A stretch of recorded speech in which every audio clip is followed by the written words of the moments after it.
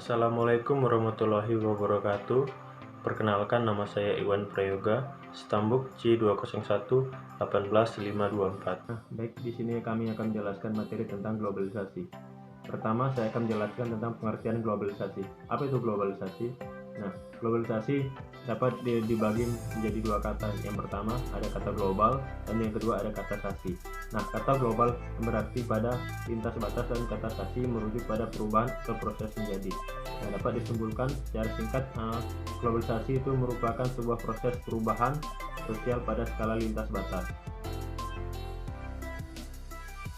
Nah, globalisasi juga merupakan suatu fase perubahan yang dialami oleh setiap masyarakat di berbagai penjuru dunia. Nah, ciri khas dari era globalisasi yaitu semakin kaburnya batas-batas geografis antar negara. Nah, kemudian globalisasi terbagi atas tiga aspek. Yang pertama ada aspek ekonomi, yang kedua aspek politik, yang ketiga aspek sosial budaya. Nah, pada aspek ekonomi, globalisasi mengacu pada perubahan yang terjadi pada mekanisme pertukaran barang dan jasa. Kemudian pada aspek politik, globalisasi membawa pengaruh besar pada arah kebijakan politik negara-negara di dunia. Nah, jika sebelum kebijakan politik hanya mencakup skala nasional, maka era globalisasi mendorong terintegrasinya kebijakan-kebijakan politik di berbagai negara dan memungkinkan terciptanya bentuk kerjasama politik antar negara. Nah, di ketiga aspek sosial budaya ini, globalisasi merujuk pada proses terintegrasinya gagasan-gagasan nilai, normal, perilaku, serta cara hidup sosial. Faktor pendorong globalisasi yang pertama, perkembangan teknologi informasi dan komunikasi. Faktor pendorong utama globalisasi yaitu kemajuan teknologi informasi dan komunikasi yang memudahkan proses pertukaran informasi di berbagai pelosok dunia. Yang kedua, kehadiran perusahaan multinasional. Perusahaan multinasional merupakan instrumen lain yang mendorong terjadinya globalisasi. Sebagai contoh, terdapat perusahaan besar skala multinasional yang menanamkan modal, aset, serta memutuskan untuk membangun pabrik di negara berkembang, di mana tenaga kerja murah dan bahan baku mentah tersedia. 1. Dampak positif globalisasi. Yang pertama, globalisasi memungkinkan individu antar negara untuk saling berkomunikasi secara mudah dan juga murah. Yang kedua, globalisasi memungkinkan terjadinya pertukaran informasi dan diseminasi pengetahuan secara cepat dan tepat. Yang ketiga, globalisasi memungkinkan masyarakat dari berbagai komunitas maupun negara.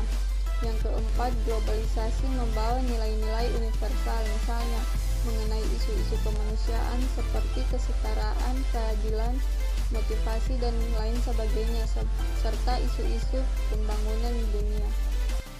2. Dampak negatif globalisasi terdiri dari 5 dampak, yaitu 1.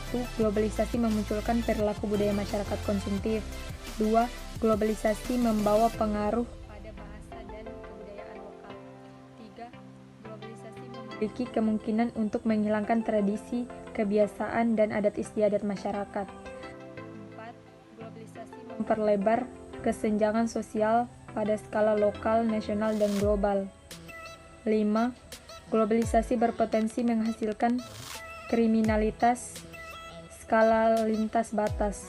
Pengaruh globalisasi terhadap kehidupan sehari-hari. Globalisasi berkontribusi besar pada pertukaran nilai-nilai budaya antar komunitas masyarakat dunia. Kebanyakan negara tidak lagi dapat berdiri sendiri, melainkan terintegrasi ke dalam sistem dan nilai-nilai masyarakat global. Meskipun interaksi antara konsep globalisasi dan budaya memperlihatkan pengaruh positif di mana telah terjadi nilai budaya, namun demikian perlu disadari bahwa globalisasi berpotensi mempengaruhi tergerusnya identitas budaya lokal, di mana budaya-budaya minoritas akan terbawa arus budaya yang lebih besar. Hal tersebut cenderung mengancam keberagaman budaya serta identitas lokal. Baik, saya akan membawakan materi selanjutnya yaitu tentang upaya menghadapi globalisasi. Tidak dapat dipungkiri, globalisasi sangat identik dengan nilai-nilai modernitas. Sebagian besar komunitas masyarakat bermula menjadi masyarakat yang modern. Kebanyakan manusia pun pada hakikatnya berupaya merubah diri menjadi manusia yang modern. Tidak ada yang salah dengan globalisasi dan peradaban modern. Namun kita kemungkinan besar tidak akan mampu menghindari arus globalisasi dengan cakupan yang begitu luas di setiap aspek kehidupan manusia. Oleh karena itu, menjadi penting bagi kita seorang individu untuk pintar-pintar bersikap guna terhindar dari perilaku yang mengurus nilai, adat, budaya, dan kebiasaan lokal yang kita miliki. Melatih kemampuan berpikir kritis dengan cara menyaring setiap informasi yang kita konsumsi sehari-hari melalui media massa, dan dapat dikatakan salah satu upaya untuk menghadapi globalisasi.